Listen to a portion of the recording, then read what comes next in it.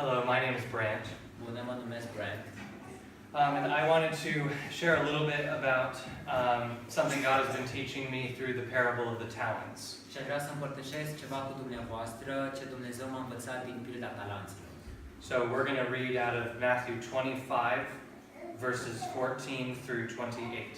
Așa că vom citi din Matei 25, de la versetul 14 la versetul 28. Atunci împărăția cerurilor se va semăna cu un om care, când era să plece într-o altă țară, a chemat pe robii săi și le-a încredințat avuția sa. Unuia i-a dat 5 talanți, altuia 2 și altuia 1, fiecăruia după puterea lui, și a plecat. Îndată, cel ce primise cei 5 talanți s-a dus, i-a pus în negoț și a câștigat cu ei alți 5 talanți. Tot așa, cel ce primise cei 2 talanți a câștigat și el alți 2 cu ei. Cel ce nu primise decât un talent s-a dus de a făcut o groapă în pământ și a ascuns acolo banii stăpânului său. După multă vreme, stăpânul robilor acelora s-a întors și l-a cerut socoteală. Cel ce primise cei 5 talanți a venit, a dus alți 5 talanți și a zis: Doamne, mi-ai încredințat 5 talanți. Iată că am câștigat cu ei alți 5 talanți. Stăpânul său i-a zis: Bine, rob bun și credincios. Ai fost credincios în puține lucruri, te voi pune peste multe lucruri. Intră în bucuria stăpânului tău. Cel ce primise cei 2 talanți a venit și el și a zis: Doamne, mi-ai încredințat 2 talanți. Iată că am câștigat cu ei alți 2 talanți. Stăpânul său i-a zis: Bine, rob bun și credincios. Ai fost credincios în puține lucruri, te voi pune peste multe lucruri. Intră în bucuria stăpânului tău. Cel ce nu primise decât un talent a venit și el și a zis: Doamne, am știut că ești om aspru care sece de unde n-ai semănat și strângi de unde n-ai culturat. Mi-a fost teamă și m-am dus, ți-am ascuns talentul în pământ. Iată ce este al tău. Stăpânul său i-a răspuns: Rob viclean și leneș. Ai știut că secer de unde n-am semănat și că strâng de unde n-am vânturat. Prin urmare se cădea ca tu să-mi fi dat banii la zarar. Și la venirea mea, eu mi-aș fi luat înapoi cu dobândă ce este al meu. Luați-i dar talentul și dați-i celui ce are 10 talenți. In this parable, we see 2 servants who were given something by their master. În această pildă ne sunt prezentați 2 robi cărora le-a fost oferit ceva de către stăpânul lor. And they took what he gave them and they were faithful with it. Și au primit ceea ce stăpânul lor le-a dat și au fost oameni buni și credincioși cu ceea ce au primit. And then there is another servant who was given something by his master and then he grew afraid. Și apoi există un al 3-lea slujitor care și el a primit ceva de la stăpânul său, însă lui a fost frică. He was afraid that he wasn't going to be able to do enough with what his master had given him to make his master happy.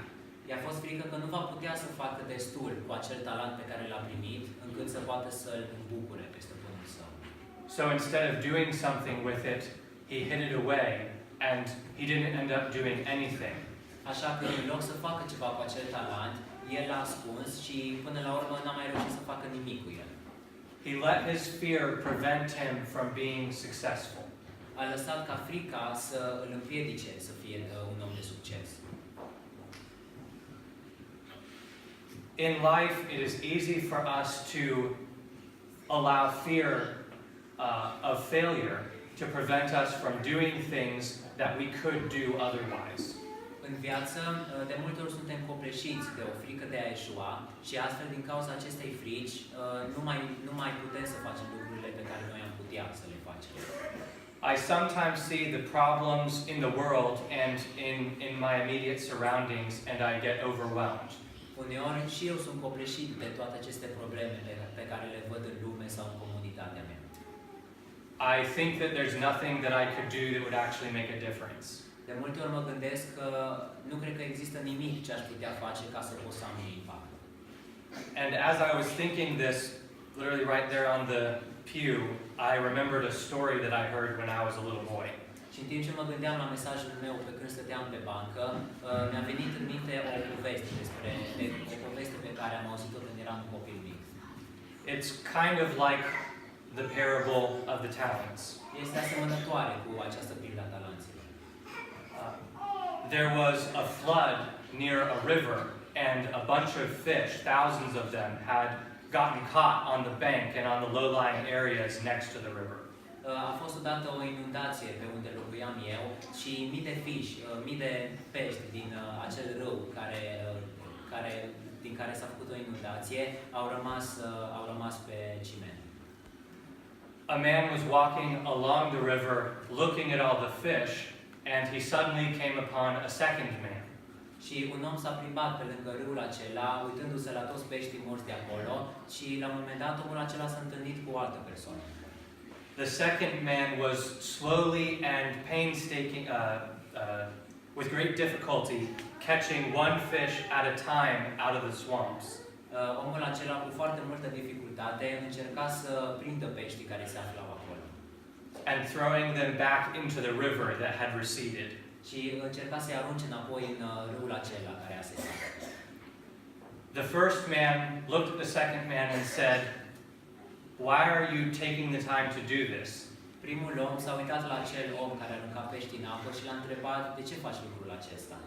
There are thousands and thousands of fish along this river that are going to die. Sunt mii și mii de pești pe lângă râul acesta care eventual vor muri. What difference does throwing one fish back in the river make? Ce diferență crezi că poți să faci dacă arunci tot câte un pește în râu? And the second man looked back and said, "Well, it made a difference to that one." Și al doilea om care arunca peștii s-a uitat la el și a spus, ei bine, am făcut o diferență pentru acel pește pe care am reușit să-l arunc. The point is, we can't allow the fact that we can't solve all of the world's problems Așa că nu putem să lăsăm faptul că nu putem să rezolvăm toate lucrurile din lume, keep us from solving any of them. să ne împiedice să rezolvăm orice problemă. Just like the last servant who became afraid because he didn't think he could do anything. Ca și al treilea rob care și-a ascuns talentul crezând că nu poate să facă nimic cu el. We need to look at all the world's problems and, unlike the first servant, decide to do something about it. Trebuie să ne uităm la problemele lumii și să nu fim ca și al treilea servitor, ci să încercăm să rezolvăm lucrurile cu ce putem. The first two servants both received the same praise. Primii doi slujitori au primit aceleași merite și aceleași laude amândoi. The amount of success that they had didn't matter. Nu a contat că unul a primit 5 talanți sau că unul a primit 2 talanți. And as long as we are faithful with what our master has given us, Și cu cât timp noi suntem credincioși și slujim pe Dumnezeu cu resursele pe care El ni le-a oferit, and as long as we solve the problems that He has equipped us to solve, și atâta timp când noi rezolvăm problemele pe care El ni le-a scos ca noi să le rezolvăm, then He will call us good and faithful servants as well. atunci El ne va numi și pe noi robi buni și credincioși. Thank you.